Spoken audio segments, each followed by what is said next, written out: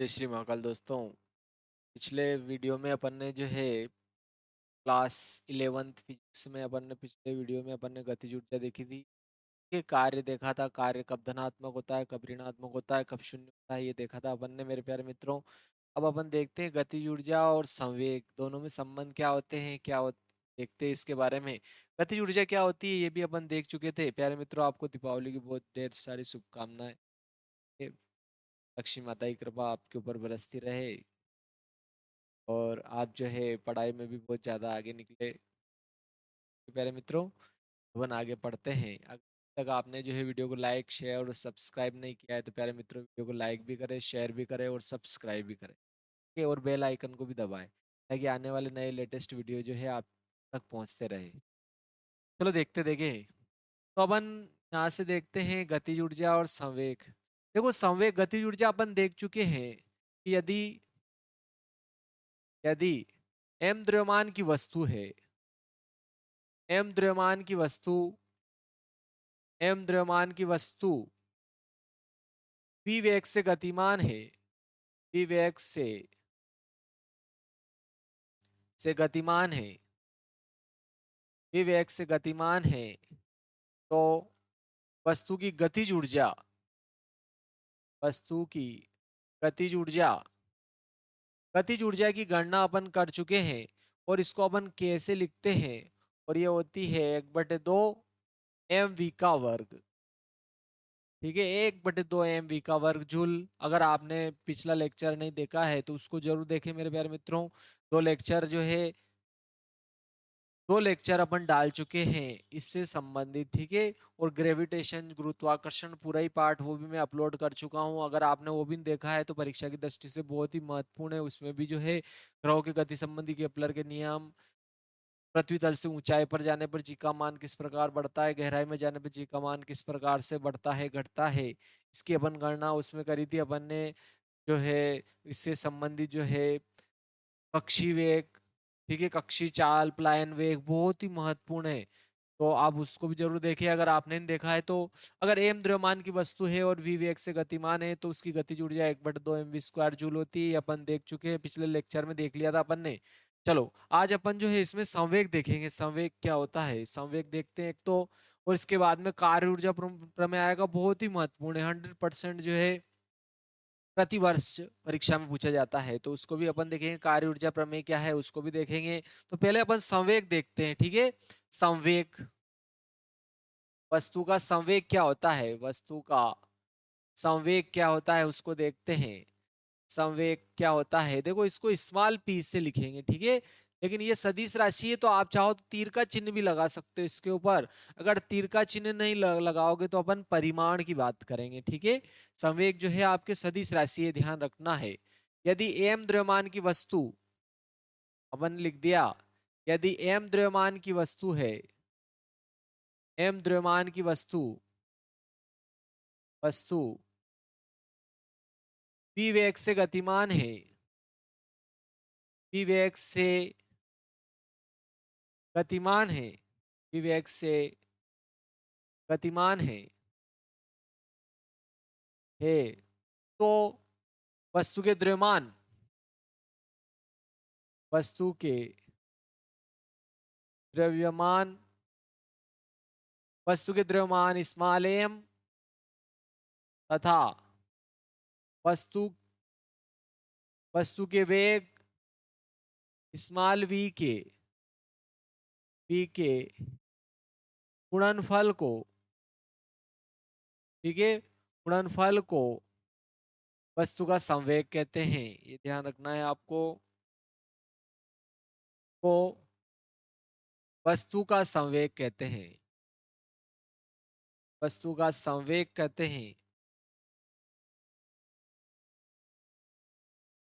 वस्तु के द्रव्यमान तथा वस्तु के वेग का जो गुणनफल होता है दोनों का, एम और वी का जो गुणनफल होता है उसे क्या कहेंगे, संवेग कहते हैं। संवेग को, संवेग को, संवेग को स्मॉल पी से प्रदर्शित करते हैं, प्रदर्शित करते हैं। स्मॉल p से प्रदर्शित करते हैं। अगर आप तीर लगाओगे तो ये क्या हो जाएगी, आपके सदिश राशि p वेक्टर हो जाएगी। ठीक है, तो p से प्रदर्शित करते हैं तो संवेग p बराबर, वस्तु का संवेग p बराबर, तो वस्तु का संवेग, वस्तु का संवेग यानी कि द्रव्यमान m है और उसका वेग v है, तो संवेग क्या होगा, p वेक्टर बराबर m इंटू क्या हो जाएगा प्यारे मित्रों, v वेक्टर हो जाएगा। ये आपके क्या हो जाएगा, वस्तु का संवेग हो जाएगा। वस्तु के द्रव्यमान और वस्तु के वेग, वेग के गुणनफल को ही वस्तु का संवेग कहते हैं। ठीक है, यह एक सदिश राशि है। संवेग एक सदिश राशि है, यह आपको ध्यान रखना है। संवेग एक सदिश राशि है, सदिश राशि है, सदिश राशि है। सदिश राशि है तो दिशा बताओ। इसकी दिशा, संवेग की दिशा, संवेग की दिशा, संवेग की दिशा, संवेग की दिशा वस्तु के वेग की दिशा में होती है। वस्तु के वेग v वेक्टर की दिशा में होती है, v वेक्टर की दिशा में होती है। ठीक है, v वेक्टर की दिशा में होती है। देखो वेग भी क्या है, सदिश राशि, तो जिधर वेग दिशा यानी गतिमान वस्तु जिधर गति कर रही है उसके वेग की जो दिशा है वही क्या हो जाएगी, आपके संवेग की दिशा हो जाएगी। ये आपको ध्यान रखना है। ठीक है, चलो अब इसका जो है मात्रक देखते हैं अपन। संवेग का मात्रक क्या होता है प्यारे मित्रों, संवेग का मात्रक क्या होगा। चलो देखो, संवेग का मात्रक, संवेग का मात्रक, देखो संवेग का मात्रक अगर अपन देखेंगे तो संवेग का मात्रक तो वही होगा, क्योंकि देखो संवेग क्या है, द्रव्यमान और वस्तु के वेग का गुणा है। वस्तु के द्रव्यमान और वस्तु के वेग के गुणनफल को ही वस्तु का संवेग कहते हैं। तो संवेग का मात्रक वही होगा जो वेग का होगा, द्रव्यमान का होगा और वेग के गुणा का होगा। वेग और द्रव्यमान दोनों का जो गुणा का जो मात्रक आएगा वही संवेग का मात्रक आ जाएगा। तो आपके संवेग का मात्रक क्या हो जाएगा, संवेग का मात्रक क्या हो जाएगा, द्रव्यमान का मात्रक गुणा वेग का मात्रक। और द्रव्यमान का मात्रक प्यारे मित्रों क्या होता है, किलोग्राम केजी से लिखते हैं। और वेग का मात्रक होता है आपके मीटर बटे सेकंड, यानी कि इसका जो मात्रक होगा वो क्या आ जाएगा, किलोग्राम मीटर प्रति सेकंड हो जाएगा। ठीक है, kilogram into metre into second inverse या सेकंड की पावर -1, इसका क्या हो जाएगा, मात्रक हो जाएगा। संवेग का विमी सूत्र, संवेग का विमी सूत्र, अगर संवेग का आप विमी सूत्र की बात करोगे तो देखो चूंकि संवेग जो होता है आपके p जो होता है द्रव्यमान और वेग का गुणा है, अपन ये कह रहे हैं, तो इसका विमी सूत्र भी वही होगा जो द्रव्यमान और वेग का होगा, क्योंकि मात्रक भी वही आया जो द्रव्यमान का आया और वेग का आया।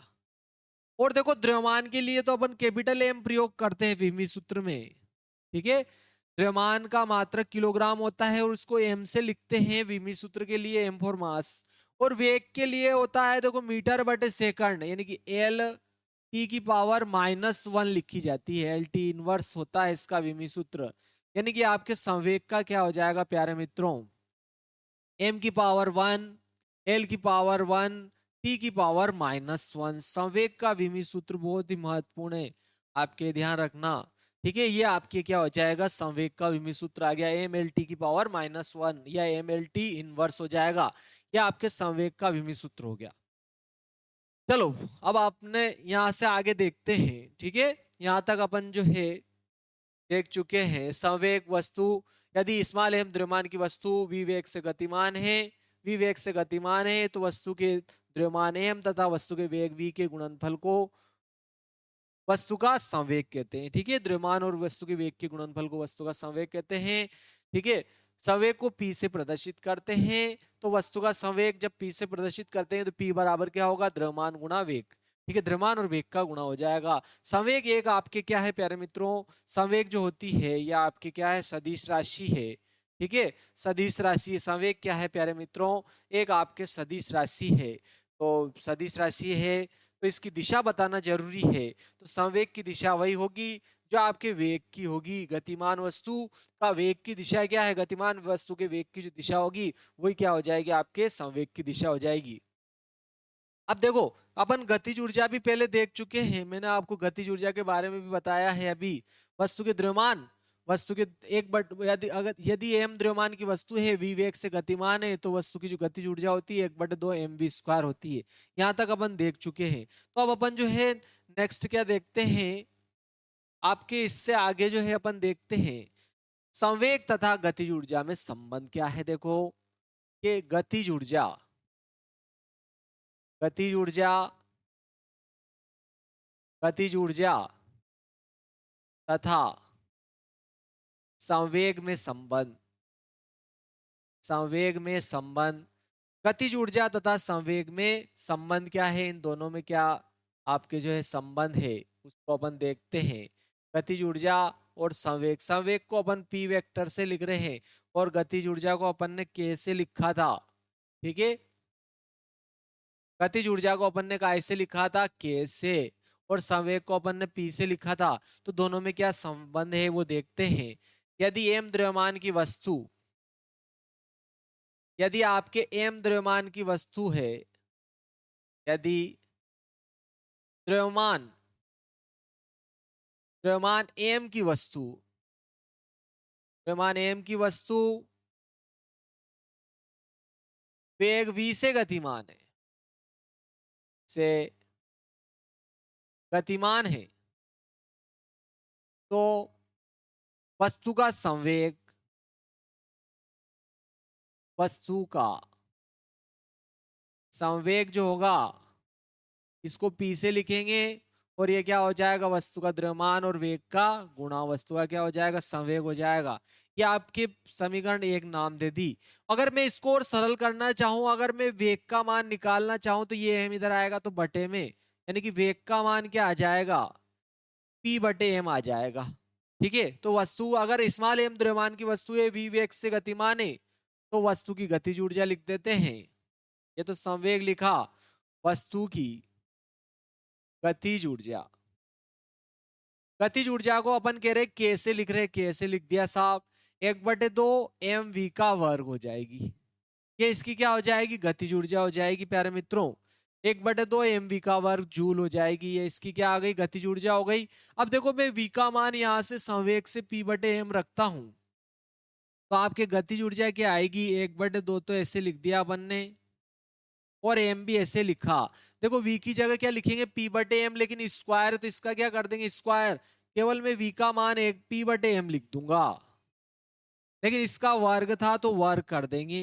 तो आपके यहां से गतिज ऊर्जा आएगी प्यारे मित्रों 1/2, देखो यह m का स्क्वायर है, m से m कट जाएगा, m बटे में बचेगा, जबकि p का स्क्वायर रहेगा, यानी कि क्या आएगा, p²/m आ जाएगा।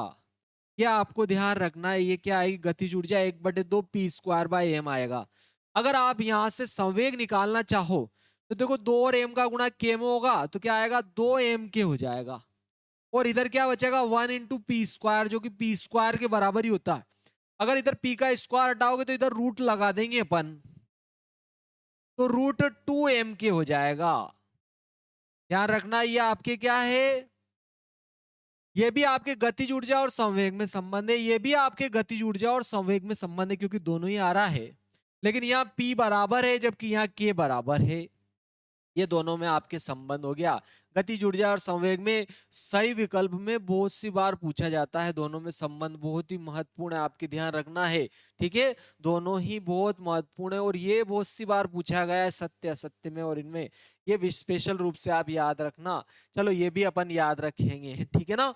अब देखो, अगर एक तो भारी वस्तु है और एक हल्की वस्तु है, देखो एक तो क्या है प्यारे मित्रों, ये मान लिया जाए कि हल्की वस्तु है, स्मॉल m द्रव्यमान है इसका, और ये स्मॉल v वेग से गतिमान है। ठीक है, और एक ये क्या है, भारी वस्तु है, ये भारी वस्तु है, इसका द्रव्यमान क्या है, कैपिटल M, और इसका जो वेग है वो क्या है, कैपिटल V वेक्टर है। ठीक है, तो देखते हैं इन दोनों के संवेग क्या होंगे, गतिज ऊर्जा क्या होगी। ठीक है, इनके संवेग दोनों के अपन ने समान मान लिया। अगर इसका संवेग p है तो इसका भी संवेग अगर p है, दोनों के संवेग अगर समान है, तो गतिज ऊर्जा क्या होगी। ठीक है, और अगर दोनों की गतिज ऊर्जा, अगर दोनों की गतिज ऊर्जा क्या आएगी वो अपन देखते हैं। ठीक है, अगर यदि अपन देखते हैं यहाँ पर, देखो अपने को सिद्ध भी करना होता है। यहाँ पर प्रश्न इस प्रकार से पूछा जाता है कि यदि एक भारी वस्तु, एक हल्की वस्तु और एक भारी वस्तु के संवेग समान है, एक भारी वस्तु है और एक हल्की वस्तु है, इनके संवेग समान है, तो हल सिद्ध कीजिए कि हल्की वस्तु की गतिज ऊर्जा भारी वस्तु की गतिज ऊर्जा से अधिक होगी। ऐसे प्रश्न पूछा जाता है। तो अपन लिख देते हैं, यदि यदि हल्की वस्तु तथा भारी वस्तु भारी वस्तु के संवेग समान है, संवेग समान है, तो सिद्ध कीजिए कि सिद्ध कीजिए कि हल्की वस्तु की गतिज ऊर्जा हल्की वस्तु की गतिज ऊर्जा हल्की वस्तु की गतिज ऊर्जा भारी वस्तु की गतिज ऊर्जा से अधिक होती है। भारी वस्तु की गतिज ऊर्जा से अधिक होती है। भारी वस्तु की गतिज ऊर्जा से अधिक होती है, अधिक होती है। ठीक है प्यारे मित्रों, ये अपने को सिद्ध करना है। मान लो ये तो अपन ने ले ली, साइकिल ले ली, ठीक है। एक तो क्या ले ली, साइकिल, और एक ले लिया अपन ने डंपर, ठीक है, डंपर। या अपन ने क्या ले लिया प्यारे मित्रों, ट्रक, ठीक है। डंपर या ट्रक ले लिया। हम गावड़े के हैं, हमें डंपर से ज्यादा प्रेम है, ठीक है। धक्का लगाने में बहुत ज्यादा मजा आ जाता है, ठीक है। अगर किसी के डंपर होता है तो मोहल्ले के अगर मान लो स्टार्ट नहीं होता है तो बच्चे जो है धक्का देने के लिए भी जो है लाइन लगा बैठते हैं। तो चलो देखते देखे प्यारे मित्रों, ठीक है। तो देखो अपने को क्या सिद्ध करना है, एक तो हल्की वस्तु है और एक भारी वस्तु है, दोनों के संवेग अगर समान है तो हल्की वस्तु की गतिज ऊर्जा भारी वस्तु की गतिज ऊर्जा से क्या होती है, अधिक होती है। यह अपने को सिद्ध करना है। तो देखो उत्पत्ति, इसकी उत्पत्ति करते हैं साफ, ठीक है। मान लिया अपन ने हल्की वस्तु का द्रव्यमान m तथा संवेग p और वेग क्या है v है, तो इसकी गतिज ऊर्जा लिख देते हैं अपन, ठीक है।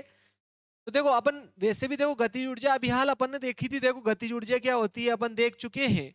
अगर m द्रव्यमान की वस्तु जो है v वेग से गतिमान है, देखो गतिज ऊर्जा और संवेग में संबंध अपन देख चुके, डायरेक्ट ही अपन जो है ले सकते हैं इसको। देखो ये अपन ने गतिज ऊर्जा बराबर 1/2 संवेग का वर्ग बटे m ये ले लिया अपन ने। तो डायरेक्ट इस फार्मूले का प्रयोग करके अपन जो इसको हल करेंगे, ठीक है। तो अपन लिख देते हैं, क्या माना अपन ने, माना कि हल्की वस्तु का द्रव्यमान हल्की वस्तु का द्रव्यमान हल्की वस्तु का द्रव्यमान स्मॉल m तथा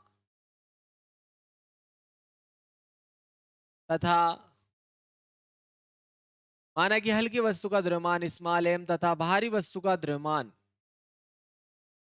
भारी वस्तु का द्रव्यमान भारी वस्तु का द्रव्यमान कैपिटल M है, ठीक है। तो हल्की वस्तु का संवेग लिख रहा हूं मैं, हल्की हल्की वस्तु की गतिज ऊर्जा लिख रहा हूं। गतिज ऊर्जा हल्की वस्तु की अपन क्या लिख रहे हैं प्यारे मित्रों, गतिज ऊर्जा लिख रहे हैं। हल्की वस्तु की गतिज ऊर्जा लिख देते हैं, ठीक है। हल्की वस्तु की गतिज ऊर्जा को अपन ने के माना, k1 मान लिया, तो ये क्या हो जाएगी 1/2 p वर्ग बटे क्या हो जाएगी m, ठीक है। यह आपकी क्या हो गई, हल्की वस्तु की गतिज ऊर्जा हो गई, ठीक है। तथा भारी वस्तु की गतिज ऊर्जा लिख रहा हूं। भारी वस्तु की गतिज ऊर्जा भारी वस्तु की गतिज ऊर्जा लिख रहे हैं अपन। तो इसको K2 नाम दे देते हैं। तो K2 बराबर क्या हो जाएगा प्यारे मित्रों, 1/2 p वर्ग बटे m। ये क्या हो जाएगी आपके भारी वस्तु की गतिज ऊर्जा। आप सोच रहे हो सर दोनों में आपने P समान लिखा है। हाँ, P दोनों में समान है। क्यों? क्योंकि दोनों के संवेग समान है। यहाँ दोनों के संवेग समान है। यहाँ दोनों वस्तुओं के संवेग P जो है समान है। संवेग P समान है। देखो अब संवेग P समान है यानी कि इसमें जो P है इसमें ही P है। देखो मैं एक में दो का भाग लगाऊंगा तो K1 के बटे में क्या आ जाएगा? K2। K1 के बटे में K2 आ जाएगा। सेम यहां भी यही आएगा, इसके बटे में ये आ जाएगा 1/2। 1/2। देखो यहाँ ये भारी, ये क्या है बोलो? भारी वस्तु की गतिज ऊर्जा है। तो यहाँ पर भारी वस्तु का द्रव्यमान लिखना अपन भूल गए थे। ठीक है, चलो देखो 1/2 P वर्ग बटे M आ रहा है। 1/2 P वर्ग बटे स्मॉल m आ रहा है। और K2 क्या है? देखो भारी वस्तु की गतिज ऊर्जा है। भारी वस्तु की गतिज ऊर्जा 1/2 P वर्ग बटे कैपिटल M आ रहा है। यहाँ पर 1/2 P वर्ग बटे क्या आ रहा है? कैपिटल M आ रहा है। तो देखो 1/2 से 1/2 भी कट रहा है, P स्क्वायर से P स्क्वायर भी कट रहा है।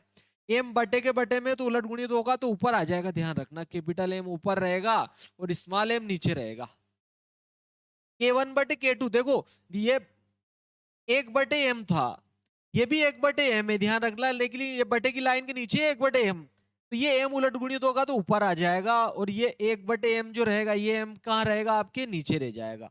तो यहां से देखो आप, ये आपके क्या है? भारी वस्तु का द्रव्यमान है। और ये क्या है? छोटी वस्तु का द्रव्यमान है। देखो छोटी वस्तु साइकिल ली, जैसे अपन ने भारी वस्तु क्या लिया? अपन ने ट्रक लिया, तो इसका द्रव्यमान तो बहुत ज्यादा होता है। तो यहां से अपने को दिख रहा है एम बड़ा है स्मॉल एम से। चूंकि चूंकि कैपिटल एम बड़ा है किससे? स्मॉल एम से। कॉमन सेंस से दिख रहा है भाई, साइकिल का द्रव्यमान से ट्रक का द्रव्यमान तो ज्यादा होगा। देखो कैपिटल एम किसका है? ट्रक का द्रव्यमान माना अपन ने, तो कॉमन सेंस की बात है कि ज्यादा होगा। तो इसलिए देखो यहाँ ये ऊपर वाला बड़ा है और नीचे वाला छोटा है। ऊपर वाला बड़ा है और नीचे वाला छोटा है। हाँ साहब, होता ही सही, ऊपर वाला बड़ा है, बड़ा ही रहेगा। देखो यहाँ ऊपर वाला बड़ा है, नीचे वाला छोटा है, तो यहाँ भी K1/K2 करेंगे, ये इसके बराबर है। तो यहाँ भी ऊपर वाला बड़ा होगा, नीचे वाला छोटा होगा, तभी तो दोनों बराबर होगा प्यारे मित्रों। तो यहाँ भी K1 बड़ा होगा K2 से। तो चूंकि कैपिटल एम बड़ा है स्मॉल एम से, इसलिए K1 बड़ा होगा किससे? K2 से। ये ध्यान रखना है आपको, बहुत ही महत्वपूर्ण बात है। और देखो K1, देखो K1 ध्यान रखना हल्की वस्तु की गतिज ऊर्जा है। K1 किसकी गतिज ऊर्जा है? देखो हल्की वस्तु की गतिज ऊर्जा ज्यादा हो गई अपने पास में, अपने सिद्धि हो गया। देखो देखो प्यारे मित्रों, सिद्ध हो गया। क्या हो गया है? देखो सिद्धि हो गया। ठीक है, तो देखो अगर ध्यान रखना कि अगर एक हल्की वस्तु है और एक भारी वस्तु है, दोनों के संवेग समान है, समान संवेग से गतिमान है, तो ध्यान रखना हल्की वस्तु का जो गतिज ऊर्जा होगी, हल्की वस्तु की गतिज ऊर्जा भारी वस्तु की गतिज ऊर्जा से ज्यादा होगी। ये ध्यान रखना, हल्की वस्तु की गतिज ऊर्जा भारी वस्तु की गतिज ऊर्जा से क्या होगी? ज्यादा होगी। तो यहाँ पर अपने बहुत ही महत्वपूर्ण रिजल्ट आया, अपन यहाँ लिख देते हैं। ठीक है, यहाँ पर अपन लिखते हैं प्यारे मित्रों, अर्थात अर्थात यदि दो वस्तुओं के संवेग समान है, दो वस्तुओं के संवेग समान है, संवेग समान है, तो हल्की वस्तु हल्की वस्तु की गतिज ऊर्जा हल्की वस्तु की गतिज ऊर्जा गतिज ऊर्जा भारी वस्तु की गतिज ऊर्जा से अधिक होगी। भारी वस्तु की गतिज ऊर्जा से अधिक होगी। भारी वस्तु की गतिज ऊर्जा से गतिज ऊर्जा से अधिक होगी। किसकी प्यारे मित्रों? हल्की वस्तु की जो गतिज ऊर्जा है वो भारी वस्तु की गतिज ऊर्जा से अधिक होगी। ये आपको ध्यान रखना है मेरे प्यारे मित्रों, ये आपको ध्यान रखना है, बहुत ही महत्वपूर्ण रिजल्ट है। ठीक है, ये अपने सिद्ध हो गया। यदि हल्की वस्तु तथा भारी वस्तु के संवेग समान है तो सिद्ध कीजिए कि हल्की वस्तु की गतिज ऊर्जा भारी वस्तु की गतिज ऊर्जा से अधिक होती है। ठीक है, ये अपने देखो सिद्ध हो गया। चलो इसके बाद में अपना जो है नेक्स्ट क्वेश्चन आता है कि यदि दो वस्तुओं की अगर गतिज ऊर्जा क्या है, समान है। यदि एक हल्की और एक भारी वस्तु की गति ऊर्जा समान है तो भारी वस्तु का संवेग हल्की वस्तु के संवेग से क्या होता है, अधिक होता है, ध्यान रखना। चलो देखते देखिए, अब अपन नेक्स्ट क्वेश्चन लिख देते हैं इसमें। यदि दो वस्तुओं के यदि दो वस्तुओं की यदि दो वस्तुओं की गतिज ऊर्जा समान है, गतिज ऊर्जा समान है गतिज ऊर्जा समान है, तो भारी वस्तु का संवेग भारी वस्तु का संवेग भारी वस्तु का जो संवेग होता है, ध्यान रखना, भारी वस्तु का संवेग हल्की वस्तु के संवेग से अधिक होगा। भारी वस्तु का संवेग हल्की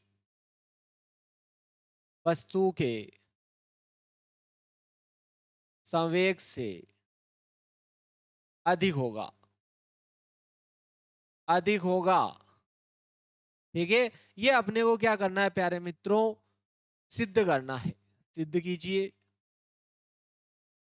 सिद्ध कीजिए भाई। अपने को ये सिद्ध करना है कि अगर दो वस्तुएं हैं और उनकी गतिज ऊर्जा क्या है प्यारे मित्रों, इक्वल है। ठीक है, बराबर है। अगर दो वस्तुएं उनकी गतिज ऊर्जा क्या है, समान है। ठीक है, समान गतिज ऊर्जा है तो भारी वस्तु का संवेग जो होगा हल्की वस्तु के संवेग से क्या होगा, ज्यादा होगा। अगर दो समान द्रव्यमान के पिंड, मान लो दो दो पिंड है, एक भारी पिंड है और एक हल्का पिंड है, दोनों की गतिज ऊर्जा अगर समान है, अगर गतिज ऊर्जा समान है तो भारी पिंड का जो संवेग होगा हल्के पिंड से अधिक होगा। ये अपने को क्या करना है, सिद्ध करना है। चलो उत्पत्ति लिख देते हैं इसकी, चलो उत्पत्ति करते हैं साहब। ठीक है ना। अब अपन ने मान लिया यहाँ पर ये तो क्या है, आपके हल्की वस्तु और ये है आपके भारी वस्तु। ठीक है, दोनों के द्रव्यमान अलग अलग है, लेकिन यहाँ पर ध्यान रखना दोनों की गतिज ऊर्जा आपकी बार समान है। इसकी के है और इसकी भी क्या है, के है। ठीक है, तो इसका संवेग अपन P1 मानते हैं और इसका P2 मानते हैं। तो ध्यान रखना यहां पर अपने को सिद्ध क्या करना है कि P2 बड़ा होगा P1 से। भारी वस्तु का संवेग जो होता है हल्की वस्तु के संवेग से ज्यादा होता है। ये अपने को प्रूव करना है इस बार। चलो देखते देखते आगे चलते हैं। मान लिया अपन ने माना कि दो पिंडों दो पिंडों या वस्तुओं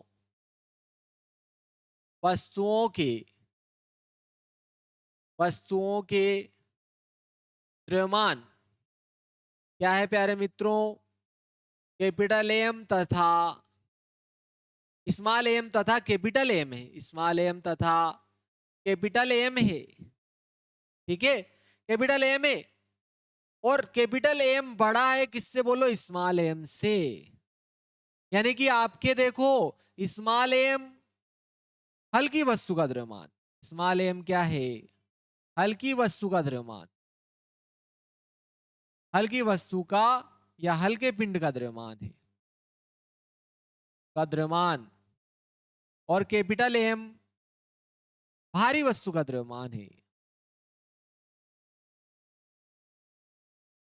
भारी वस्तु का द्रव्यमान है कैपिटल एम। ये ध्यान रखना। ठीक है, तो अपन क्या कर लिखते हैं, देखो दोनों की गतिज ऊर्जा समान है इस बार। ठीक है, दोनों की गतिज ऊर्जा, तो गतिज ऊर्जा क्या होती है, 1/2 P वर्ग बटे एम। पहली हल्की वस्तु की गतिज ऊर्जा लिख रहा हूं मैं। ठीक है, हल्की वस्तु की गतिज ऊर्जा, हल्की वस्तु की गतिज ऊर्जा लिख रहा हूं। दोनों की गतिज ऊर्जा तो समान है भाई, तो अपन ने पहले की के मानी तो दूसरे की भी के लेंगे। और गतिज ऊर्जा 1/2 P वर्ग बटे एम आया था, संवेग और गतिज ऊर्जा में संबंध। तो ये आपके क्या आ गई, देखो हल्की वस्तु की गतिज ऊर्जा। लेकिन इसका संवेग तो अपन ने P1 माना है, तो यहाँ पर अपने को क्या लिखना पड़ेगा, P1 स्क्वायर लिखना पड़ेगा। पहली वस्तु का संवेग P1 माना तो P1 स्क्वायर बटे एम लिखना पड़ेगा। अब मैं क्या लिख रहा हूं, भारी वस्तु की गतिज ऊर्जा।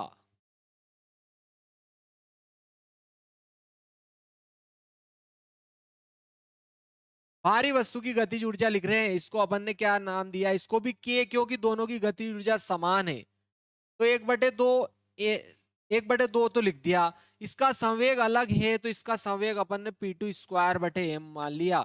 लेकिन देखो भारी वस्तु का द्रव्यमान भी अपन ने क्या माना था, कैपिटल M माना था, तो ये आ जाएगा। क्लियर है मेरे मित्रों? दोनों को अपन ने देखो, दोनों की गतिज ऊर्जा समान है, दोनों में के समान लेना पड़ेगा। देखो दोनों के संवेग अपने को सिद्ध ये करना है कि भारी वस्तु का संवेग हल्की वस्तु के संवेग से क्या होगा, ज्यादा होगा, तो दोनों के संवेग भी अलग अलग है। तो अपन ने एक का P1 मान लिया, एक का P2 मान लिया, ठीक है। तो ये भारी वस्तु का, ये हल्की वस्तु का संवेग P1 है, जबकि भारी वस्तु का संवेग P2 है। ये हल्की वस्तु का द्रव्यमान है, ये भारी वस्तु का द्रव्यमान है। P1 और P2 क्या है बोलो, हल्की तथा भारी वस्तु के संवेग। P1 तो क्या है प्यारे मित्रों, P1 हल्की वस्तु का संवेग, हल्की वस्तु का संवेग है। और P2 प्यारे मित्रों क्या है, भारी वस्तु का संवेग, भारी वस्तु का संवेग है। चलो आगे चलते हैं। तो देखो ये दोनों के तो क्या है, इक्वल है, ध्यान रखना। तो ये दोनों जब आपके ये वाले पक्ष यानी कि LHS बराबर है तो RHS भी क्या होंगे, बराबर। ये दोनों बराबर है तो ये दोनों बराबर होंगे, क्योंकि दोनों की गति ऊर्जा समान है, ठीक है। तो ये दोनों क्या हो जाएंगे, बराबर हो जाएंगे, यानी कि 1/2 P वर्ग/m का मान किसके बराबर हो जाएगा, 1/2 P2 वर्ग/m के बराबर हो जाएगा, ठीक है। 1/2 P1 वर्ग का मान, P वर्ग/m का मान, 1/2 P1 वर्ग/m का मान 1/2 P2 वर्ग/m के मान के क्या हो जाएगा, बराबर हो जाएगा, ठीक है। चूंकि चूंकि दोनों दोनों वस्तुओं की गतिज ऊर्जा समान है, गतिज ऊर्जा समान है, गतिज ऊर्जा समान है, ठीक है। तो समान है तो दोनों को समान कर दिए, ये दोनों बराबर, तो ये दोनों भी क्या होंगे, बराबर होंगे। तो देखो 1/2 से 1/2 कट जाएगा, तो यहाँ क्या बचा, देखो P1 का स्क्वायर बच रहा है। ये P2 का स्क्वायर इधर आएगा तो इसके बटे में आ जाए P2 का स्क्वायर आ जाएगा, तो इसका गुणा इधर करूंगा तो ये M आ जाएगा इधर, और इधर क्या आ जाएगा, कैपिटल M पहले से ही यहाँ पर, ये कैपिटल M आ जाएगा। तो देखो यहाँ पर प्यारे मित्रों, देखो यहाँ P1/P2 का भी क्या स्क्वायर है, आप चाहो तो ऐसे भी लिख सकते हो, P1/P2 का होल स्क्वायर भी लिखा जा सकता है। आप चाहो तो इधर वर्ग हटाकर इधर वर्गमूल भी लगा सकते हो, ठीक है। तो ये आया आपके यहां से। देखो यहाँ पर क्लियर दिख रहा है, देखो स्मॉल m तो हल्की वस्तु का द्रव्यमान है, मान लो ये बॉल है और ये क्या है, ट्रक है, तो दोनों के द्रव्यमान में काफी डिफरेंस है। देखो ये हल्की वस्तु का द्रव्यमान है, एक भारी वस्तु का द्रव्यमान है, तो यहाँ पर देखो छोटा m छोटा है या बड़ा m से, या बड़ा m बड़ा है किससे, छोटा m से, चूंकि क्योंकि यहाँ पर कैपिटल M बड़ा है किससे, बोलो स्मॉल m से, यानी कि यहाँ नीचे वाला बड़ा है ऊपर वाला छोटा है। तो देखो ये इसके बराबर तो तभी होगा जबकि यहाँ भी नीचे वाला बड़ा हो और ऊपर वाला छोटा हो, क्योंकि बड़ा M बड़ा है किससे, बोलो छोटा m से, इसलिए यहाँ नीचे वाली बड़ी है ऊपर वाली से, तो RHS में भी क्या होगा, नीचे वाली बड़ी होगी ऊपर वाली से, ठीक है प्यारे मित्रों। यहाँ नीचे वाली बड़ी है ऊपर वाली से, तो यहाँ भी नीचे वाली बड़ी होगी ऊपर वाली से, तभी तो दोनों क्या होगी, बराबर। तो देखो सिद्ध हो गया, अगर दो वस्तुओं की गतिज ऊर्जा अगर समान है, दो वस्तुओं की गतिज ऊर्जा समान है, दो वस्तुओं की गतिज ऊर्जा अगर समान है तो भारी वस्तु का संवेग हल्की वस्तु के संवेग से ज्यादा होगा। दो वस्तुओं की गतिज ऊर्जा काइनेटिक एनर्जी समान है, दो वस्तुओं की गतिज ऊर्जा, ये द्रव्यमान है प्यारे मित्रों, कैपिटल M और स्मॉल m, ठीक है। इससे तो अपने सिद्ध हुआ है, ठीक है। तो अगर दो वस्तुओं की गतिज ऊर्जा समान है तो भारी वस्तु का संवेग हल्की वस्तु के संवेग से अधिक होगा, अर्थात अर्थात दो वस्तुओं के दो वस्तुओं की दो वस्तुओं की दो वस्तुओं की गतिज ऊर्जा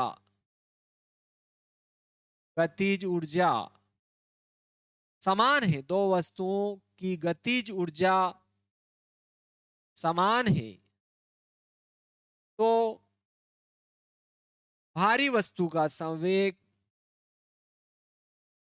भारी वस्तु का संवेग हल्की वस्तु के संवेग से अधिक होगा। भारी वस्तु का संवेग हल्की वस्तु के संवेग से अधिक होगा। अधिक होगा मेरे प्यारे मित्रों, ये आपको जो है अच्छी तरह से ध्यान रखना। ये अपने पास सिद्ध हो गया। अगर दो वस्तुएं, एक हल्की है और एक भारी है, दोनों की गतिज ऊर्जा समान है, तो उसका एक ही मतलब हुआ कि भारी वस्तु का संवेग हल्की वस्तु के संवेग से क्या होगा, अधिक होगा। ये अपन सिद्ध कर चुके हैं। चलो यहाँ से देखते, बहुत ही महत्वपूर्ण आपके जो है टॉपिक चलता है कार्य ऊर्जा प्रमेय। कार्य ऊर्जा प्रमेय लिखना भी है अपने को और सिद्ध भी करना है। बहुत ही महत्वपूर्ण, वेरी आईएमपी है। आपके जो है परीक्षा की दृष्टि से भी जो है हर वर्ष पूछा जाता है। ठीक है, तो अपन देखते हैं कार्य ऊर्जा प्रमेय लिखना भी है और अपने को सिद्ध भी करना है। तो चलो देखते हैं नेक्स्ट, कार्य ऊर्जा प्रमेय क्या है। पहले तो कार्य ऊर्जा प्रमेय लिखिए तथा सिद्ध कीजिए, ऐसे भी प्रश्न पूछा जाता है आपके। क्या प्रश्न पूछा जाता है? कार्य ऊर्जा प्रमेय लिखिए तथा इसे सिद्ध कीजिए। इसे सिद्ध कीजिए। कार्य ऊर्जा प्रमेय जो है अपने को लिखना भी है प्यारे मित्रों, और इसको क्या करना है, सिद्ध भी करना है। कार्य ऊर्जा प्रमेय क्या है? कार्य ऊर्जा प्रमेय लिखना भी है अपने को और सिद्ध भी करना है। तो देखो, कार्य ऊर्जा प्रमेय, अगर आपको ये बात ध्यान रखना है कि अगर किसी वस्तु पर कार्य किया जाता है तो उसकी गतिज ऊर्जा जो है बढ़ जाएगी। ये ध्यान रखना। किसी वस्तु पर बल लगाकर वस्तु पर कार्य किया जाता है तो उसकी गतिज ऊर्जा बढ़ जाती है। लेकिन यदि वस्तु द्वारा कार्य किया जाता है, स्वयं वस्तु के द्वारा कार्य किया जाता है, तो उसकी गतिज ऊर्जा घट जाती है। ये आपको ध्यान रखना है। ठीक है, तो देखो, कार्य ऊर्जा प्रमेय लिखेंगे ही भी है अपन, सिद्ध भी करेंगे। लेकिन उससे पहले अपन जो है इस बात को देखते हैं। क्या देखते हैं प्यारे मित्रों, कि यदि वस्तु पर बल लगाकर कार्य किया जाता है तो बल द्वारा, ठीक है, तो उसकी गतिज ऊर्जा में क्या हो जाती है, वृद्धि हो जाती है। यदि वस्तु पर कार्य किया जाता है, यदि वस्तु पर, यदि वस्तु पर बल लगाकर, बल लगाकर कार्य किया जाता है, कार्य किया जाता है, किया जाता है, तो वस्तु की, वस्तु की गतिज ऊर्जा में, गतिज ऊर्जा में, गतिज ऊर्जा में वृद्धि होती है। वृद्धि होती है प्यारे मित्रों। यदि वस्तु पर बल लगाकर वस्तु पर अपन कार्य कर रहे हैं, ठीक है, तो उसकी गतिज ऊर्जा बढ़ जाएगी। और यदि वस्तु द्वारा कार्य किया जाता है, यदि वस्तु द्वारा कार्य किया जाता है, वस्तु द्वारा कार्य किया जाता है, कार्य किया जाता है,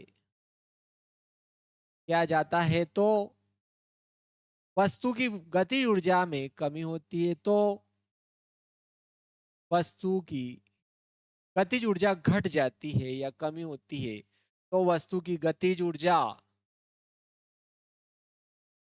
में कमी होती है, कमी होती है। ये आपको ध्यान रखना है बहुत अच्छे से कि भाई, वस्तु पर बल लगाकर कार्य किया जा रहा है कि वस्तु के द्वारा कार्य किया जा रहा है, ध्यान रखना। ठीक है, अगर वस्तु पर बल लगाकर कार्य करेंगे तो उसकी गतिज ऊर्जा में वृद्धि होगी। यदि वस्तु पर बल लगाकर कार्य किया जाता है तो वस्तु की गतिज ऊर्जा में वृद्धि होगी। और यदि वस्तु द्वारा कार्य किया जाता है तो वस्तु की गतिज ऊर्जा में कमी होगी। यानी कि कमी हो रही है कि वृद्धि हो रही है, उसका पता कैसे लगेगा? मतलब वस्तु पर कार्य किया जा रहा है तो ध्यान रखना, वस्तु पर बल लगाकर कार्य हो रहा है तो उसकी गतिज ऊर्जा वृद्धि होगी। आप बोल सकते हो, अगर मैंने कहा कि वस्तु पर कार्य किया जा रहा है, मतलब अपने द्वारा कार्य किया जा रहा है, अर्थात वस्तु पर कार्य किया जा रहा है, तो उसकी गतिज ऊर्जा में वृद्धि होगी। और अपन कहते हैं कि वस्तु द्वारा कार्य किया जा रहा है, तो ध्यान रखना वस्तु की गतिज ऊर्जा में क्या होगी, कमी। तो कार्य ऊर्जा प्रमेय देखते हैं तथा उसे अपन जो है सिद्ध भी करते हैं। ठीक है प्यारे मित्रों, कार्य ऊर्जा प्रमेय लिखिए तथा इसे सिद्ध कीजिए। तो देखो आपके कार्य ऊर्जा प्रमेय, ठीक है, अपन देखते हैं कार्य ऊर्जा प्रमेय। कार्य ऊर्जा प्रमेय क्या है? वस्तु पर बल लगाकर किया गया कार्य या वस्तु पर किया गया कार्य उसकी गति ऊर्जा में वृद्धि के बराबर होता है। ठीक है, क्या होता है देखो, अपन ये भी बोल सकते हैं वस्तु पर किया गया कार्य, ठीक है, या वस्तु पर बल लगाकर किया गया कार्य उसकी गति ऊर्जा में वृद्धि के बराबर होता है। ये आपके कार्य ऊर्जा प्रमेय है। वस्तु पर बल लगाकर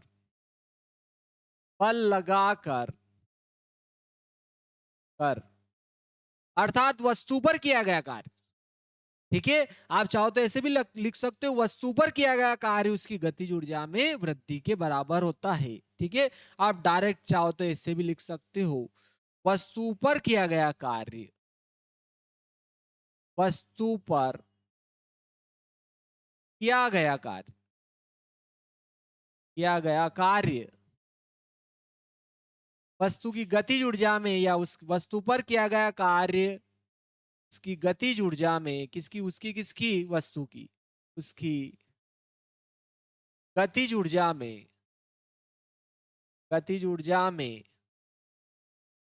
वृद्धि के बराबर होता है। वस्तु पर किया गया कार्य उसकी गतिज ऊर्जा में वृद्धि के बराबर होता है। ठीक है, बराबर होता है। ठीक है, यह आपके क्या है? कार्य ऊर्जा प्रमेय है। यदि वस्तु पर कार्य किया जाएगा तो उसकी गतिज ऊर्जा इंक्रीज होगी, वृद्धि होगी, बढ़ेगी। तो वस्तु पर किया गया कार्य उसकी गतिज ऊर्जा में वृद्धि के बराबर होता है। और क्या हो जाएगा? वस्तु द्वारा किया गया कार्य, वस्तु द्वारा किया गया कार्य उसकी गतिज ऊर्जा में कमी के बराबर होता है। उसकी गतिज ऊर्जा में उसकी गतिज ऊर्जा में कमी के बराबर होता है, कमी के बराबर होता है।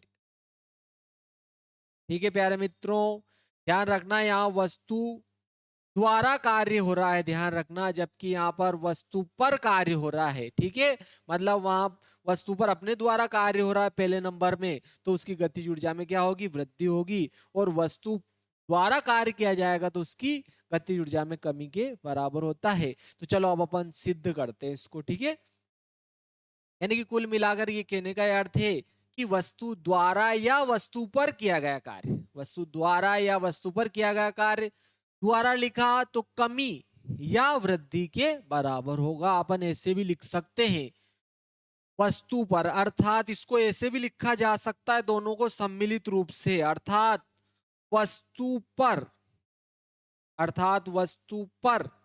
या वस्तु द्वारा किया गया कार्य उसकी, यानी कि वस्तु की, उसकी गतिज ऊर्जा में वृद्धि, ठीक है, वृद्धि या कमी के बराबर होता है, कमी के बराबर होता है। यह ध्यान रखना, वस्तु पर या वस्तु द्वारा किया गया कार्य उसकी गतिज ऊर्जा में वृद्धि या कमी के बराबर होता है। ध्यान रखना, यहाँ वस्तु पर कार्य हो रहा है तो उसकी गतिज ऊर्जा में क्या हो रही? पहले नंबर पर वृद्धि। जबकि यहाँ पर वस्तु द्वारा कार्य हो रहा है दूसरे नंबर पर, तो उसकी गतिज ऊर्जा में क्या हो रही? कमी। एक ही बात है, चाहो तो ये दोनों अलग अलग लिखो या एक ही बात लिखो तो ये लिख सकते हो, दोनों लिखने की कोई आवश्यकता नहीं है। चलो, ये कार्य ऊर्जा प्रमेय लिख दिया। अब अपन इसकी क्या करते हैं प्यारे मित्रों? उपपत्ति करते हैं, इसको सिद्ध करते हैं। क्या क्लियर है? उपपत्ति देखो अब इसकी उपपत्ति। ठीक है, उपपत्ति क्या करनी है?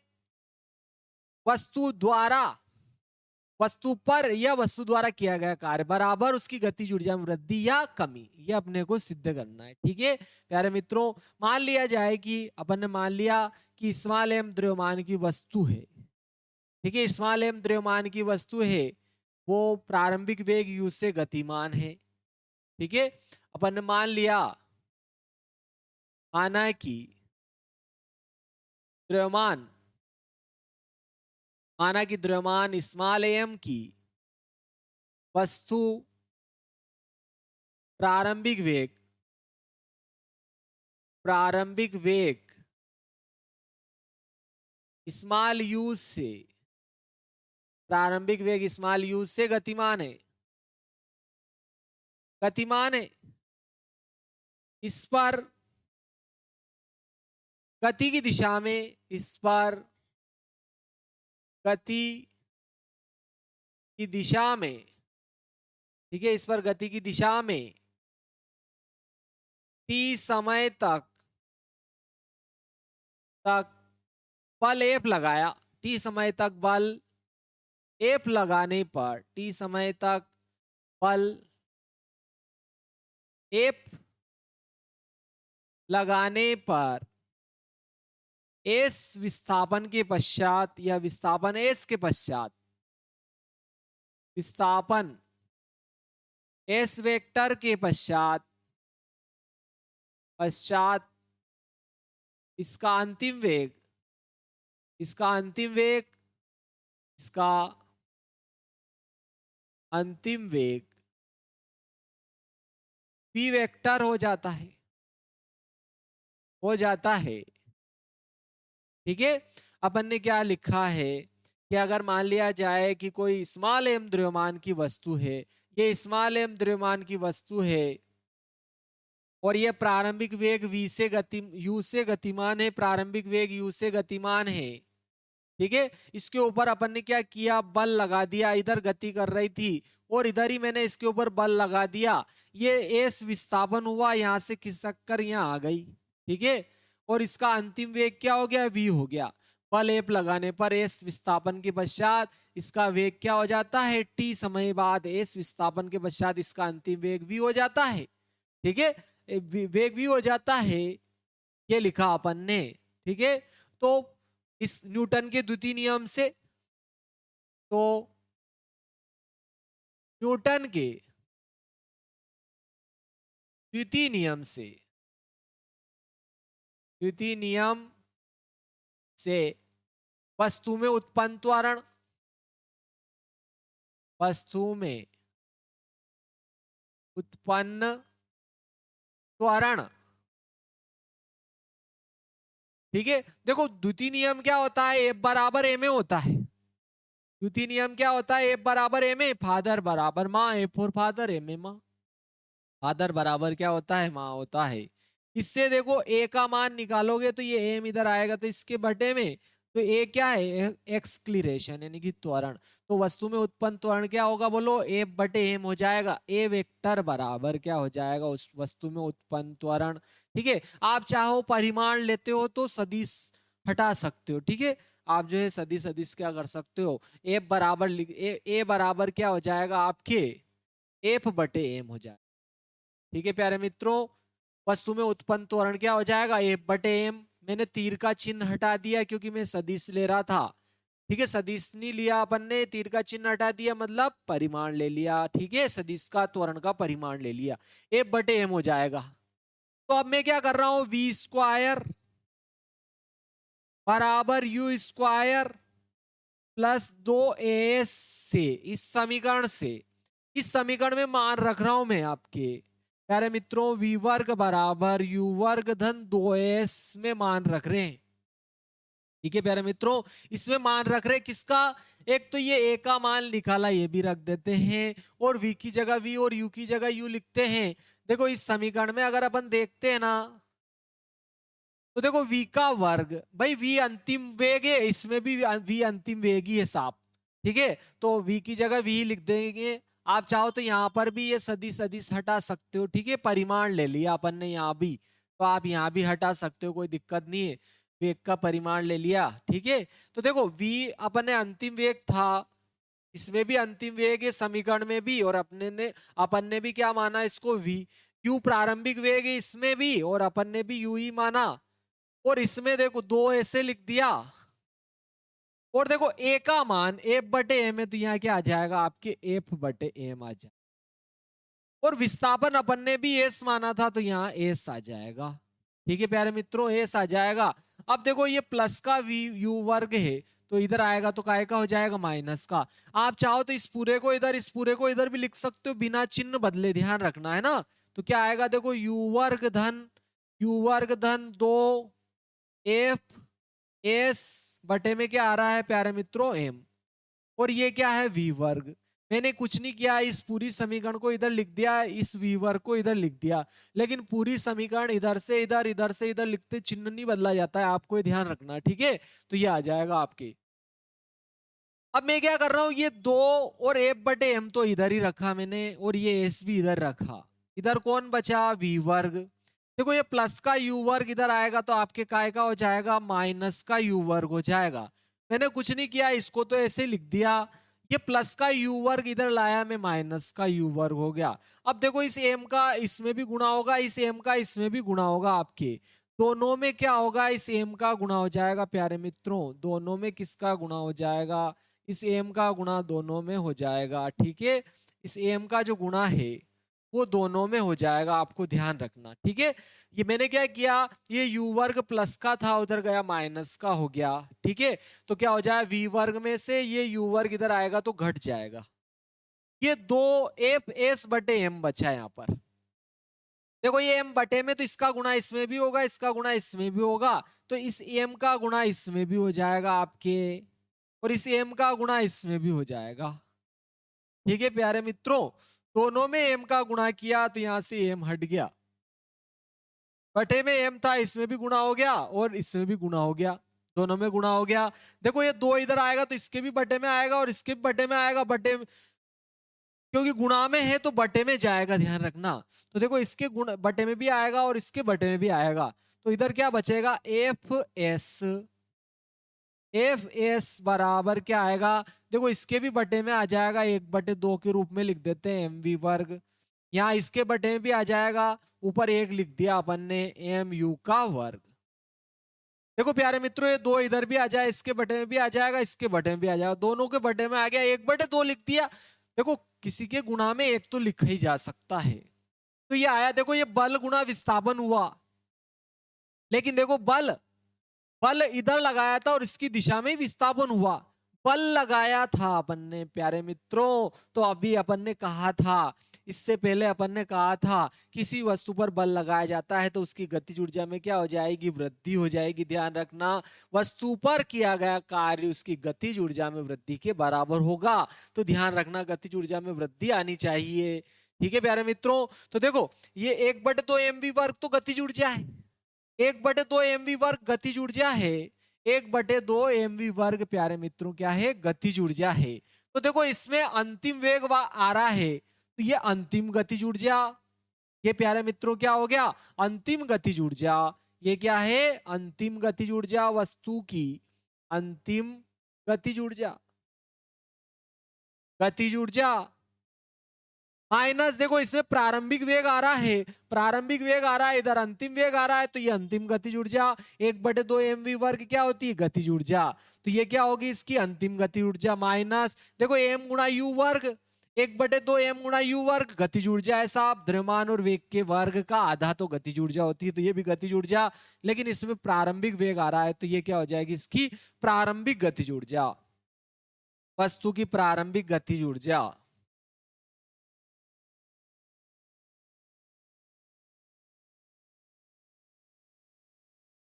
प्रारंभिक गतिज ऊर्जा, प्रारंभिक गतिज ऊर्जा, और ये वस्तु की क्या हो गई प्यारे मित्रों, अंतिम गतिज ऊर्जा हो गई आपके।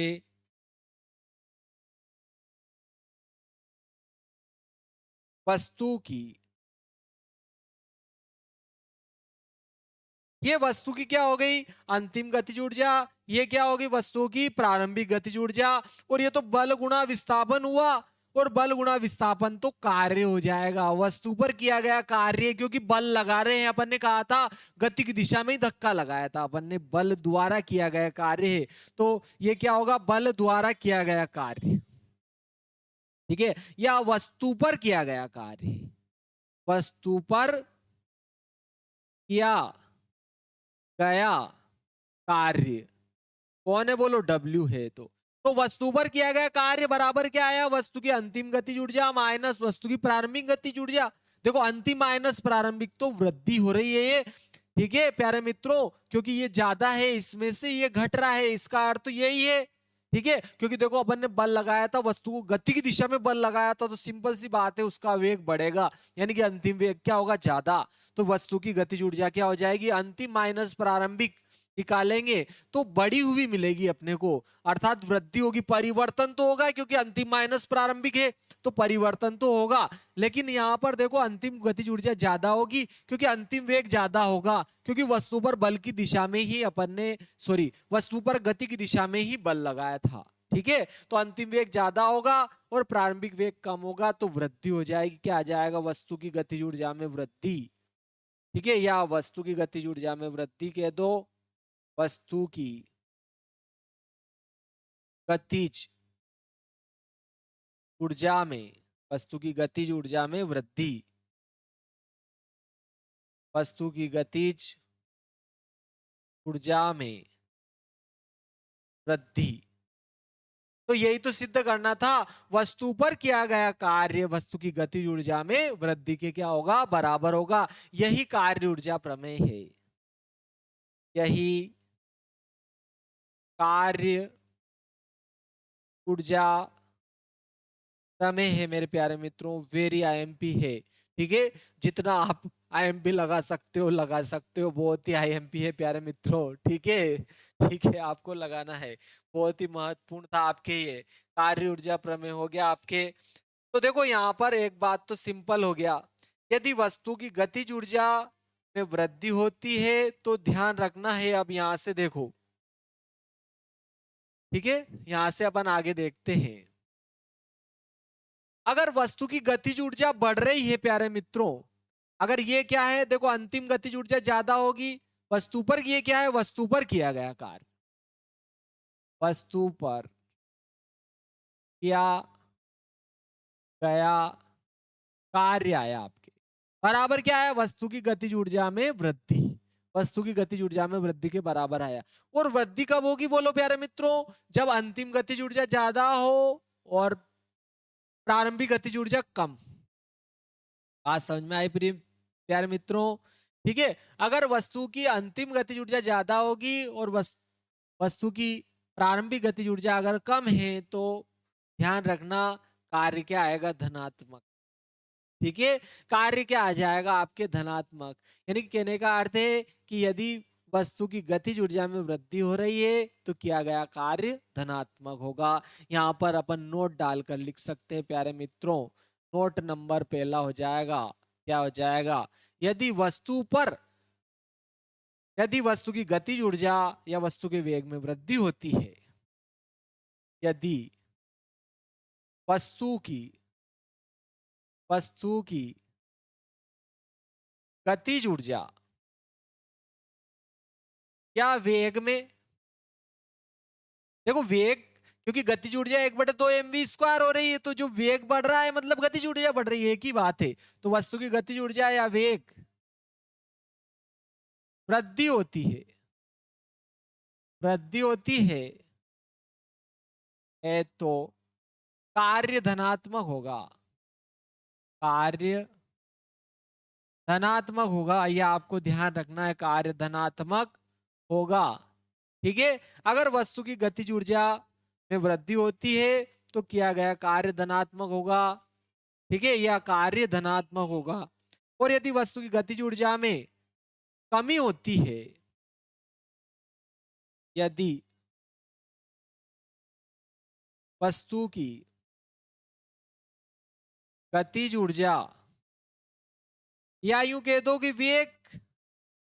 वेग घटेगा, क्योंकि गतिज ऊर्जा 1/2 mv² वेग होता है, कभी द्रव्यमान नहीं बदलता है वस्तु का। ठीक है, तो यदि वस्तु की गतिज ऊर्जा या वेग में कमी होती है, कमी होती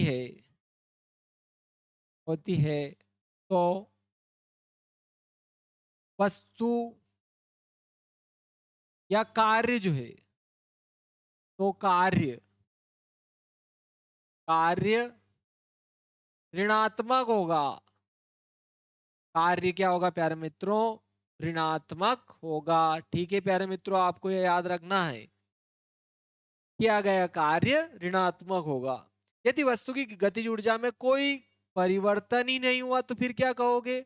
साहब उसका वेग समान बना रहा, तो किया गया कार्य क्या हो जाएगा? शून्य हो जाएगा प्यारे मित्रों। ना तो क्योंकि देखो अंतिम गतिज ऊर्जा और वस्तु की प्रारंभिक गतिज ऊर्जा इक्वल हो तभी ऐसा होगा। दोनों गतिज ऊर्जाएं क्या हो? बराबर हो, तो बराबर में से बराबर घटेगा, शून्य हो जाएगा। वस्तु पर किया गया कार्य शून्य होगा। ठीक है। यदि वस्तु की गति ऊर्जा में कोई परिवर्तन नहीं होता है, तीसरा पॉइंट आ गया आपके, यदि वस्तु की गतिज ऊर्जा में कोई परिवर्तन नहीं होता है, कोई परिवर्तन नहीं होता है, नहीं होता है, नहीं होता है, कोई परिवर्तन ही नहीं हुआ, या वेग में, ठीक है, वेग में कोई परिवर्तन नहीं हुआ, गतिज ऊर्जा में कोई परिवर्तन नहीं होता है, या वेग में कोई परिवर्तन नहीं होता है, तो किया गया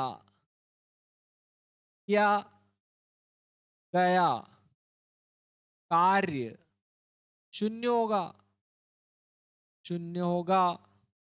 ठीक है, यानी कि उसके कार्य में कोई परिवर्तन ही नहीं होगा। आप ऐसे भी कह सकते हो कि वस्तु पर किया गया कार्य वो का वही रहेगा। मेरे प्यारे मित्रों, यहां से आपके चलो अब अगला टॉपिक देखते हैं अपन प्यारे मित्रों।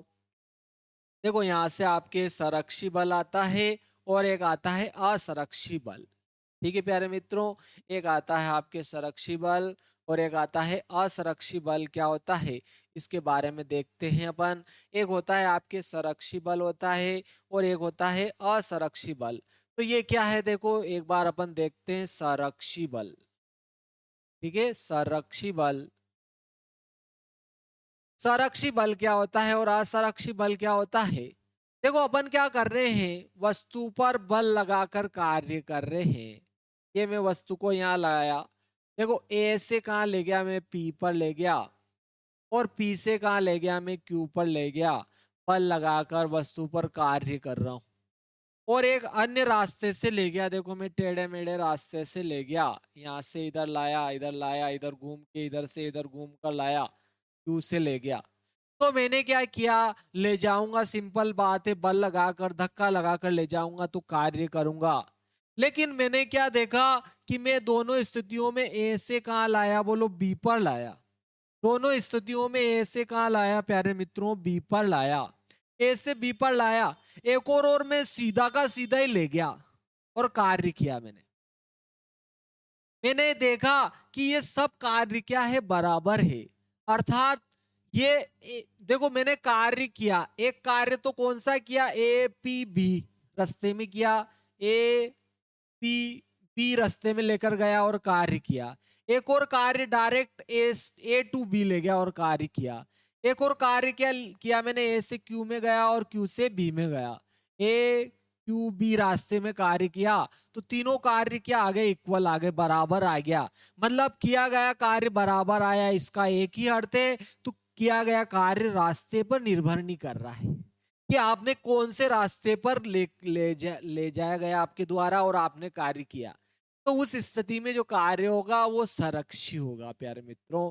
उस स्थिति में किया गया कार्य क्या होगा? संरक्षी कार्य। ठीक है, ठीक है। अगर कोई कार्य जो है विभिन्न रास्तों से किया जाता है, ठीक है, विभिन्न रास्तों से वस्तु को ले जाकर किया जाता है और किया गया कार्य रास्ते की लंबाई पर निर्भर नहीं करता है, हमेशा अंतिम स्थिति वस्तु की और प्रारंभिक स्थिति पर निर्भर करता है। तो इस प्रकार का कार्य जो है क्या कहलाता है, संरक्षी होता है, संरक्षी कार्य कहलाता है, ध्यान रखना। या संरक्षी बल होता है, ध्यान रखना। संरक्षी और असंरक्षी बल देख रहे हैं अपन, ठीक है प्यारे मित्रों।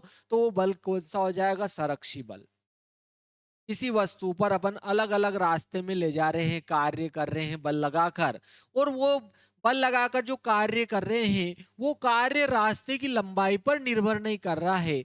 वो क्या कर रहा है, वस्तु की अंतिम स्थिति और प्रारंभिक स्थिति पर निर्भर कर रहा है। तो ऐसा कार्य क्या कहलाता है, संरक्षी का संरक्ष ऐसा बल, क्योंकि बल द्वारा कार्य किया जा रहा है, तो ऐसा बल क्या कहलाएगा, संरक्षी बल।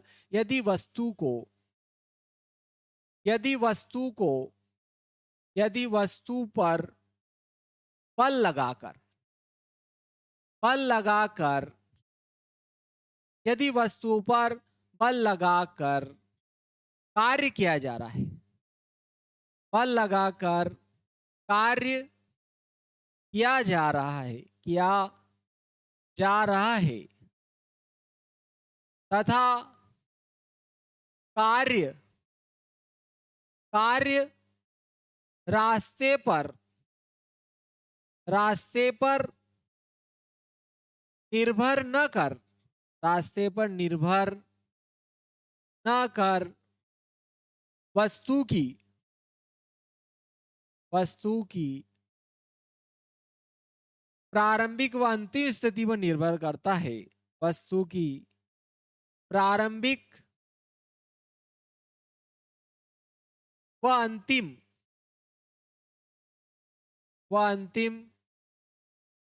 स्थिति पर निर्भर करता है। अंतिम स्थिति पर निर्भर करता है तो ऐसा बल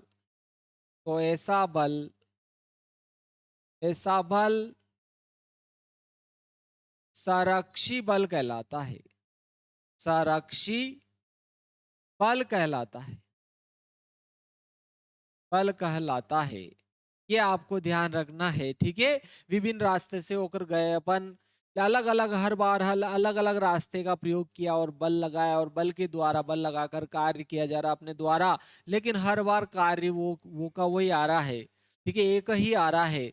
तो इस प्रकार का जो कार्य होगा, कार्य जो किया जाएगा बल द्वारा, ऐसा बल क्या कहलाएगा, संरक्षी बल कहलाएगा। अब अगला आता है, देखो देखो इस प्रकार का कार्य कहाँ होगा, ऐसा ऐसा बल कौन सा होगा, तो सारे केंद्रीय बल जो होंगे वो इसी के अंतर्गत आएंगे प्यारे मित्रों। सारे केंद्रीय बल जो होंगे वो इसी में आएंगे। अपन संरक्षी बल और असंरक्षी बलों में अंतर देखेंगे, वहां इसमें लिखेंगे, ध्यान रखना। जितने भी जैसे गुरुत्वाकर्षण बल हो गया आपके, स्थिर विद्युत बल हो गया आपके, ठीक है, तो और अभिकेंद्री बल हो गया आपके, ये सब क्या हो जाएंगे, आपके संरक्षी बल के उदाहरण हो जाएंगे, ठीक है। लेकिन देखो घर्षण बल हुआ, ठीक है, घर्षण बल जो होगा ये असंरक्षी बल में आएगा। लेकिन देखो अगर कार्य पर निर्भर करता है, बल द्वारा कार्य किया जाता है, बल लगाकर कार्य कर रहे हैं। देखो अपन किसी वस्तु को धक्का दे रहे हैं और उसमें घर्षण बल लग रहा है, तो घर्षण बल द्वारा किया गया कार्य जो है वो संरक्षी नहीं होगा, क्योंकि अलग अलग रास्ते से ले जाओगे, तो जब अलग अलग रास्ते में ले जाओगे तो घर्षण बल जो है, घर्षण बल अलग अलग हो जाएगा, क्योंकि रास्ते की लंबाई अधिक होने के कारण घर्षण ज्यादा लगेगा, तो बल का मान क्या हो जाएगा, परिवर्तित हो जाएगा। तो ऐसा बल जो है क्या कहलाएगा, असंरक्षी बल हो जाएगा, ठीक है प्यारे मित्रों। यहाँ पर अपन देखते हैं असंरक्षी बल। असंरक्षी बल, ठीक है, ऐसा बल जिसमें बल लगाकर, वस्तु पर बल लगाकर कार्य किया जाता है, और वो वस्तु की अंतिम स्थिति और वस्तु की प्रारंभिक स्थिति पर निर्भर न कर कर उस रास्ते की लंबाई पर निर्भर करता है जिसमें बल लगाकर कार्य किया जाता है। तो ऐसा जो बल होगा असंरक्षी बल कहलाएगा, ठीक है। यदि वस्तु पर बल लगाकर बल लगाकर वस्तु पर बल लगाकर कार्य किया जाता है, किया जाता है तथा किया गया कार्य, गया कार्य रास्ते की लंबाई पर निर्भर करता है। किया गया कार्य रास्ते की लंबाई पर निर्भर करता है, निर्भर करता है, न कि न कि वस्तु की प्रारंभिक व अंतिम स्थिति पर, वस्तु की प्रारंभिक व अंतिम स्थिति पर, अंतिम स्थिति पर ऐसा बल असरक्षी बल कहलाता है, असरक्षी बल कहलाता है, कहलाता है। ठीक है प्यारे मित्रों, ऐसा जो बल होगा क्या कहलाएगा, आपके असरक्षी बल कहलाएगा। अगर किया गया कार्य जो है रास्ते की लंबाई पर निर्भर नहीं करता है, ठीक है, ऐसा जो बल होगा वो क्या कहलाएगा, आपके असरक्षी बल कहलाएगा। देखो रास्ते की लंबाई पर निर्भर कर रहा है, ना कि अंतिम और प्रारंभिक स्थिति पर। ऐसा बल क्या कहलाएगा, आपके असरक्षी बल कहलाएगा। चलो अब अपन जो है दोनों में अंतर क्या होते हैं, अपन असरक्षी बल और संरक्षी बल दोनों में अंतर क्या होता है। एक तो संरक्षी बल लिख लेते एक तरफ, तो एक तरफ क्या लिखते हैं अपन, संरक्षी बल। संरक्षी बल, संरक्षी बल लिखा है एक तरफ अपन ने, एक तरफ लिख लिया अपन ने असंरक्षी बल। ठीक है प्यारे मित्रों, दोनों पहली तो आपके परिभाषा ही हो जाएगी, आपके पहले नंबर पर तो आपके क्या आ जाएगा प्यारे मित्रों, परिभाषा ही आ जाएगी। ठीक है, पहला तो क्या हो जाएगा आपके संरक्षी बल की परिभाषा, जो कि मैं आपको बता चुका हूं, पर मैं आपके लिए डबल इसको लिख देता हूं। ठीक है, यदि वस्तु पर बल लगाकर कार्य किया गया कार्य वस्तु की अंतिम स्थिति और प्रारंभिक स्थिति पर निर्भर करता है, न कि रास्ते की लंबाई पर। ठीक है, यदि वस्तु पर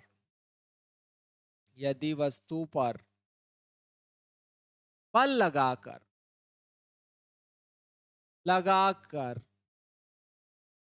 किया गया किया गया कार्य रास्ते की रास्ते की लंबाई पर निर्भर न कर वस्तु की अंतिम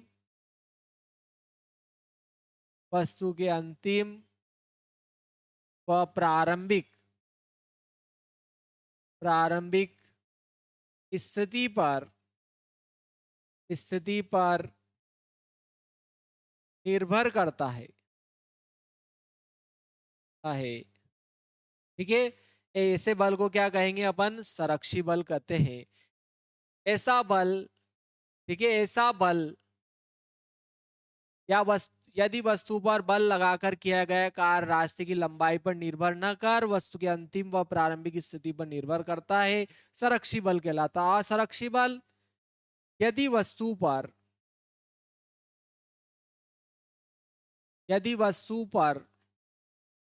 बल लगाकर किया गया कार्य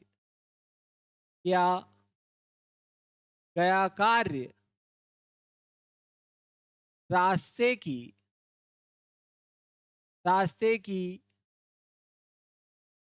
लंबाई पर निर्भर करता है, लंबाई पर निर्भर करता है, निर्भर करता है, न कि वस्तु की अंतिम तथा प्रारंभिक स्थिति पर, प्रारंभिक स्थिति पर, ठीक है, ऐसा बल क्या हो जाएगा, ऐसा बल क्या हो जाएगा प्यारे मित्रों, आपके असंरक्षी बल हो जाएगा। ऐसा जो बल होगा वो क्या हो जाएगा, असंरक्षी बल। देखो, ठीक है प्यारे मित्रों, ऐसा बल क्या हो जाएगा, असंरक्षी बल। प्रारंभिक और अंतिम स्थिति पर निर्भर नहीं कर रहा है, ना कि वस्तु की अंतिम तथा प्रारंभिक स्थिति पर निर्भर करता है, ऐसा बल असंरक्षी बल हो जाए।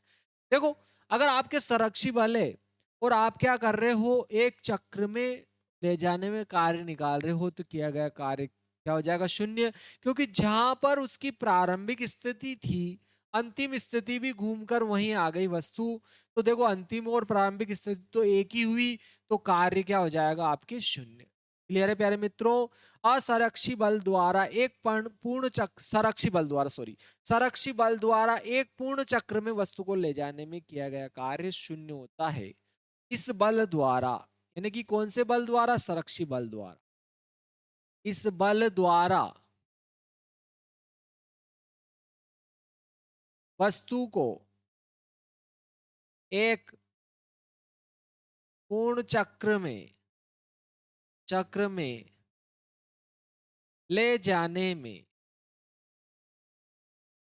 ले जाने में किया गया कार्य शून्य होगा, या शून्य होता है। ठीक है, शून्य होता है प्यारे मित्रों। लेकिन देखो, जब अपन कह रहे हैं कि असंरक्षी बल द्वारा किया गया कार्य रास्ते की लंबाई पर निर्भर करता है। जय श्री महाकाल दोस्तों, टेक्निकल मिस्टेक होने के कारण नेक्स्ट वीडियो में मिलते हैं।